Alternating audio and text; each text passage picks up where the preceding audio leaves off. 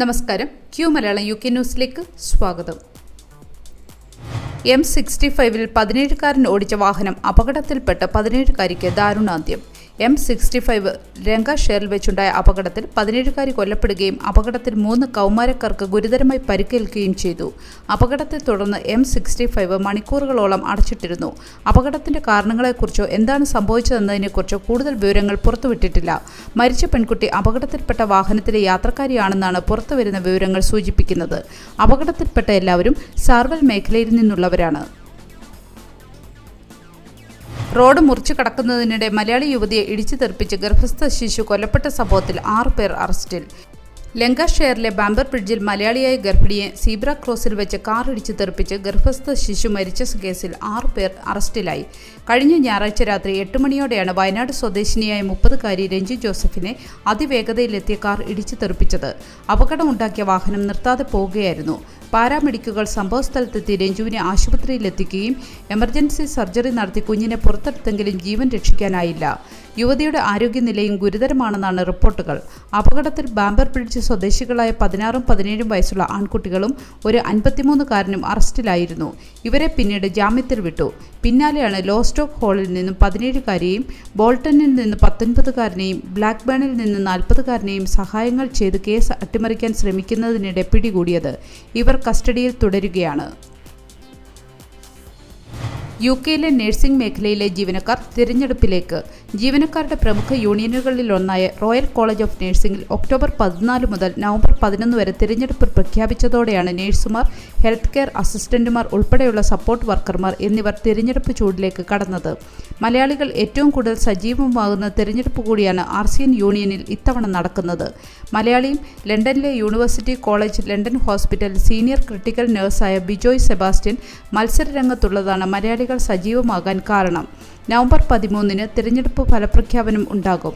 RCN യൂണിയനിൽ അംഗത്വം എടുത്താൽ മാത്രമേ പ്രസിഡന്റ് തിരഞ്ഞെടുപ്പിൽ വോട്ടവകാശം ലഭിക്കൂ.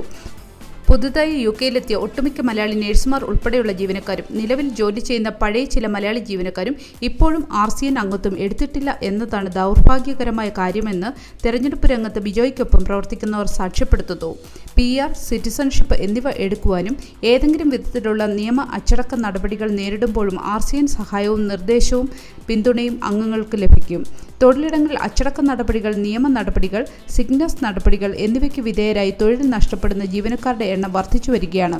എന്നാൽ RCN അംഗത്വം എടുക്കുന്നവർക്ക് UK-യിലെ ഏറ്റവും വലിയ ട്രേഡ് യൂണിയൻ ഇൻഹൗസ് ലീഗൽ ടീമിന്റെ സൗജന്യ നിയമസഹായം ലഭ്യമാകും. ഒക്ടോബർ 14-കൂടി ബാലറ്റ് പേപ്പറുകൾ പോസ്റ്റലായി അംഗങ്ങൾക്ക് ലഭിച്ചു തുടങ്ങും. പുതിയ ആന്റി ഫ്രോഡ് നിയമങ്ങൾ പ്രകാരം ബാങ്ക് പേയ്മെന്റുകൾ 3 ദിവസം വൈകും. തട്ടിപ്പ് തടയുന്നതിന്റെ ഭാഗമായി പേയ്മെന്റുകൾ വൈകിപ്പിക്കാൻ UK ബാങ്കുകൾക്ക് 3 ദിവസം അധിക സമയം അനുവദിച്ചു. നിലവിൽ ഒരു ഉപഭോക്താവിന് നൽകിയ പേയ്മെന്റ് നിരസിക്കാൻ ബാങ്കിന് അടുത്ത പ്രവൃത്തി ദിവസത്തിന്റെ അവസാനം വരെ സമയമുണ്ട്. പേയ്മെന്റുകൾ വൈകിപ്പിക്കുന്നതുവഴി സംശയമെന്ന് കരുതുന്ന ഇടപാടുകൾ അന്വേഷിക്കാൻ ബാങ്കുകൾക്ക് കൂടുതൽ അവസരം ഇത് നൽകും. കൂടാതെ ഉയർന്ന അപകട സാധ്യതയുള്ള പേയ്മെന്റുകൾ തടയാനും സാധ്യതയുണ്ട്. ശതകോടിക്കണക്കിന് പൗണ്ടുകൾ ഓരോ വർഷവും തട്ടിപ്പ് മൂലം നഷ്ടപ്പെടുന്നതായി ട്രഷറിയുടെ സാമ്പത്തിക സെക്രട്ടറി തുലിപ് സിദ്ദിഖ് പറഞ്ഞു. പുതിയ റോയൽ മെയിൽ സ്റ്റാമ്പുകൾ ദി ഹൂവിന്റെ 60 വർഷം ആഘോഷിക്കുന്നു. വെറ്ററൻ റോക്ക് ബാൻഡ് ദി ഹൂവിന്റെ 60ാം വാർഷികത്തോടനുബന്ധിച്ച് പ്രത്യേക സ്റ്റാമ്പുകൾ പുറത്തിറക്കുന്നു. ഇത്തരത്തിൽ റോയൽ മെയിൽ 12 സ്റ്റാമ്പുകളുടെ വിശദാംശങ്ങൾ വെളിപ്പെടുത്തി. ഇതിൽ ഹൂവിന്റെ ഏറ്റവും ജനപ്രിയമായ ആൽബം കവറുകളുള്ള ചിത്രങ്ങളും അവരുടെ ചില തത്സമയ പ്രകടനങ്ങളിൽ നിന്നുള്ള ഗ്രൂപ്പ് ഷോട്ടുകളും ഉൾപ്പെടുന്നു.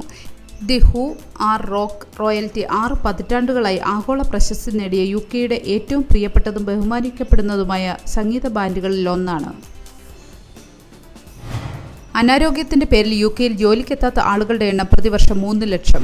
ജോലി ചെയ്യുന്ന പ്രായത്തിലുള്ളവർ അനാരോഗ്യത്തിന്റെ പേരിൽ ജോലി ഉപേക്ഷിച്ചാൽ പിന്നീട് തൊഴിലിലേക്ക് മടങ്ങിയെത്താനുള്ള സാധ്യത 3 ഇരട്ടി കുറവാണെന്നും ഹെൽത്ത് ഫൗണ്ടേഷൻ കണക്കുകൾ വ്യക്തമാക്കി. ഇത് യഥാർത്ഥത്തിൽ ആനുകൂല്യങ്ങൾ കൈപ്പറ്റുന്നവരുടെ എണ്ണം വർദ്ധിപ്പിക്കുന്നതിലാണ് എത്തുന്നത്. പ്രധാന വ്യവസായങ്ങളിൽ ആവശ്യത്തിന് ജീവനക്കാരെ ലഭിക്കാതെ വരുന്നതിനാൽ ഉയർന്ന ശമ്പളം നൽകേണ്ടി വരുന്നതായി ബാങ്ക് ഓഫ് ഇംഗ്ലണ്ട് ചൂണ്ടിക്കാണിച്ചിരുന്നു. ഇതാണ് വിലക്കയറ്റം പിടിച്ചു നിർത്തുന്നതിൽ പ്രതിസന്ധി സൃഷ്ടിക്കുന്ന ഘടകം. പലിശ നിരക്കുകൾ 5% നിലനിർത്താനാണ് മോണിറ്ററി പോളിസി അംഗങ്ങൾ കഴിഞ്ഞ യോഗത്തിൽ തീരുമാനിച്ചത്. തൊഴിൽ വിപണി മുൻപത്തെ പോലെ സജീവമായെങ്കിൽ മാത്രമാണ് ഈ പ്രശ്നം പരിഹരിക്കാൻ കഴിയുക. ഒരു നല്ല ദിവസം ആശംസിച്ചുകൊണ്ട് ഈ വാർത്താ ബുള്ളറ്റിൻ പൂർണ്ണമാകുന്നു. ചാനൽ ലൈക്കും സബ്സ്ക്രൈബും ചെയ്ത് പ്രോത്സാഹിപ്പിക്കണം.